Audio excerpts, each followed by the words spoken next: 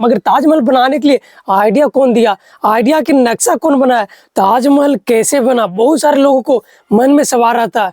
कौन तो बना है सभी को पता है, कहाँ पे बना है सभी को पता है, मगर ये नहीं पता कि ताजमहल कैसे बना है।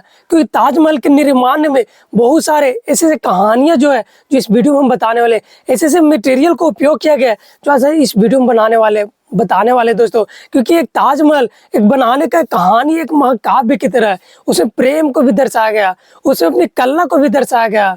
क्योंकि बहुत सारी ऐसी चीजें जो वहाँ पे दर्शाया गया, वहाँ पे मानवता के भी बारे में बताया गया। क्योंकि एक मानवता उस समय के डेट में बहुत महत्वपूर्ण रहता था, बहुत मायने रखता था। उस समय के विज्ञापन भी एक कला था, कलाकारी था, बहुत हाई लेवल का था, जो आज की डेट में हमें देखने के लिए बहुत कम मिलता। उसमें प्रेम भी होता था, तो इस तरह से होता था जो आज के डेट में देखते हैं कि ताजमहल प्रेम की याद में बनाया गया, मुमताज के पत्नी की याद में बनाया गया है। हमें सब समझने के लिए कि हमें पहलू का नमूनों को हमें देखने पड़ेगा। क्योंकि हम सब जब देखेंगे, जब इस तरह से अगर पूरी वीडियो को देखेंगे तो हमें समझ में आएगा क्योंकि क्या मटेरियल लगल था। क्योंकि मुगल सम्राट शाहजहां ने 1631 ईसा पूर्व में बनाए थे। क्योंकि 1631 ईसा पूर्व में इसलिए बनाए थे, अपनी पत्नी मुमताज महल की याद में बनाए थे। आज की डेट में अगर लोगों को देखेंगे तो आज की डेट में उसका कोई काम नहीं कर पाते, मगर उस समय के जमाने में अपनी पत्नी मुमताज महल की याद में क्या बनाए थे, अपने ताजमहल बना दिए। क्योंकि उनको निर्माण कार्य करने में काफी समय लग गया था। जब वो अपने बच्चों को जब जन्म देने वाली थी मुमताज महल, उसी समय उन्हें मृत्यु हो जाता। जब मृत्यु हो जाता तो उन्हीं की याद में वो एक बहुत बड़ा ताजमहल बनाते हैं। मुमताज महल की मृत्यु जब होने लगे, बच्चे को अपने जन्म देने लगे, उसमें उन्हें क्या होता है, मृत्यु हो जाता है। जब उनकी मृत्यु हो जाता है तो अपने मृत्यु होने से शाहजहां को बहुत गहरे चोट लगता है। क्योंकि मुमताज महल से शाहजहां ने बहुत ज्यादा प्रेम करते थे, बहुत ज्यादा लगाव करते थे। तो उनको जैसी मृत्यु होता है इसी इनको बहुत ज्यादा गहरा प्रभाव पड़ता है, बहुत दुखित हो जाते हैं। जब दुखित हो जाते हैं तो शाहजहां ने मुमताज महल की याद में, उनको जो पत्नी था उनको याद में क्या बनाते हैं, एक बहुत बड़ा मकबरा बनाते हैं, एक बहुत बड़ा एक भव्य मंदिर के रूप में बनाते हैं। जैसे हम लोग जो इंडिया में रहते हैं, जो हिंदुस्तान में रहते हैं, देहाती कहावत में बोलेंगे तो वो अपना गंजस बनाते हैं, मूर्ति को रूप में, वो एक गंजस के रूप में बनाते हैं। उस समय जमाने क्या होता, एक मकबरा बनाते उनको याद के लिए। क्योंकि आज भी उनको याद में बहुत ज्यादा फेमस है। तो जो शाहजहां ने बनाए थे वो एक अमर के रूप में बनाए थे, कि एक ऐसा चीज बना, एक ऐसा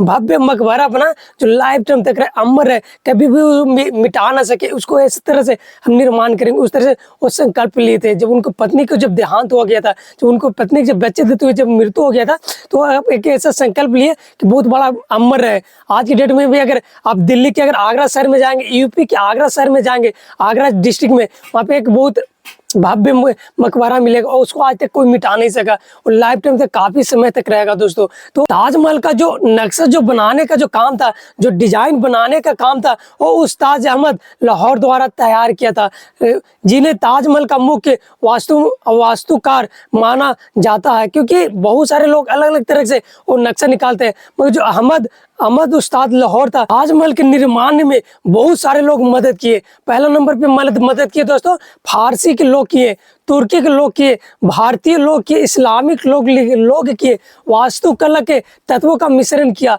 इनको बनाने में दोस्तों, रूपरेखा देने में कई साल लग गए, इसे बनाने में कई साल लग गया, कई वर्ष लग गया।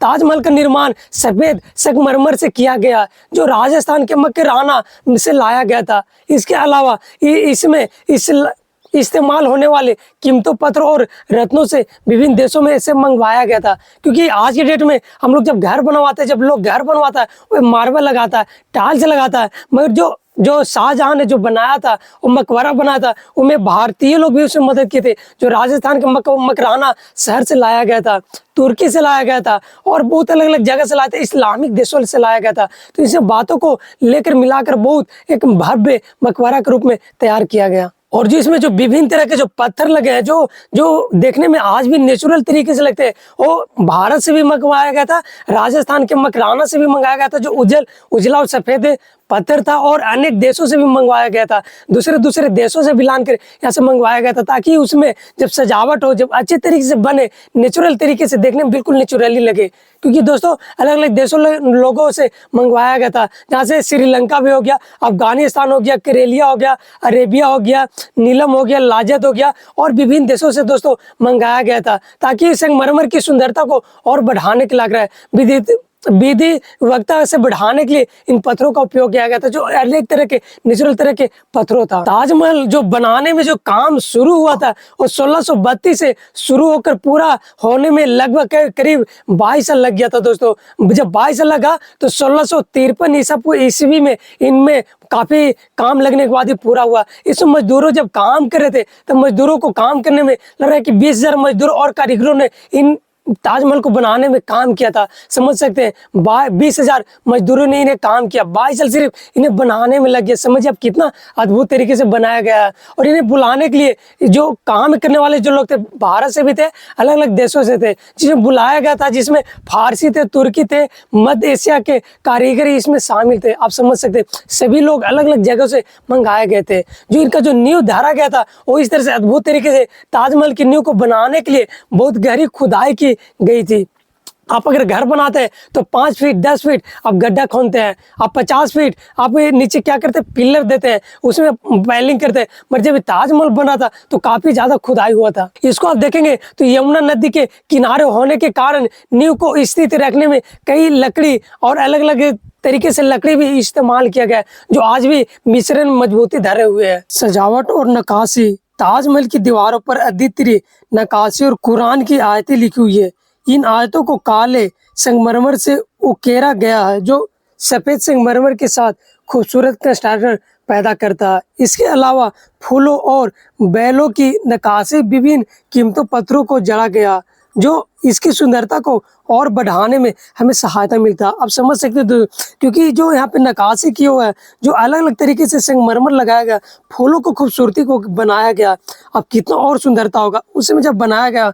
तो क्योंकि उस समय तो नए नए पत्थर होगा, नए नए सजावट होगा, तो उस समय और देखने में अच्छे लगेगा।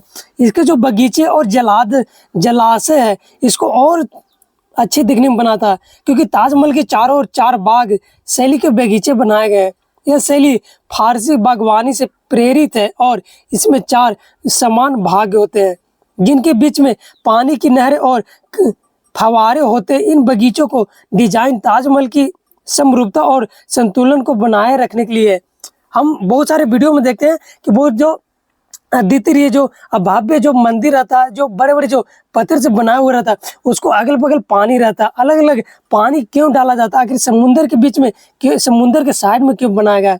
क्योंकि उसको खूबसूरती को बनाने के लिए, उसको मजबूती देने के लिए, लाइफ टाइम तक टिकाने के लिए ये काम किया जाता है। क्योंकि जिस दिन वो समुद्र का पानी डूब जाएगा, पानी सूख जाएगा, जो फवारे मारते हो सब खत्म हो जाएगा, फिर वो मंदिर ढह जाएगा और जो मकबरा वो खत्म हो सकता है। मगर वो जब तक वहाँ पे पानी रहेगा तब तक वो खत्म नहीं हो सकता। इनके निर्माण की कई सारी चुनौतियां भी आए। ताजमहल के निर्माण में कई चुनौतियां आई, जिनमें निर्माण सामग्री की आपूर्ति, कारीगरों की कुशलता और मौसम की स्थिति शामिल थे। क्योंकि जब ताजमहल बनाया गया होगा तब मौसम भी बहुत तरह के आगे पीछे हुआ होगा, कभी बारिश, कभी ठंडा, कभी गर्म, बहुत तरह की समस्या को उन लोगों को झेलने पड़ा होगा। संगमरमर की कीमती पत्थरों की आपूर्ति में विशेष ध्यान देना पड़ेगा, क्योंकि ये सामग्री दूर दूर से लाई गई थी। इसके अलावा कारीगरों की कुशलता और मेहनत से इसी अद्वितीय संरचना को वास्तविकता में बदलने में महत्वपूर्ण भूमिका निभाई। तो दोस्तों आप लोग जो वीडियो देखे, अगर इस तरह से और अगर दूसरा पार्ट देखना चाहते होंगे तो कमेंट बॉक्स में लिखिएगा। चलिए दोस्तों नेक्स्ट वीडियो मिलते हैं।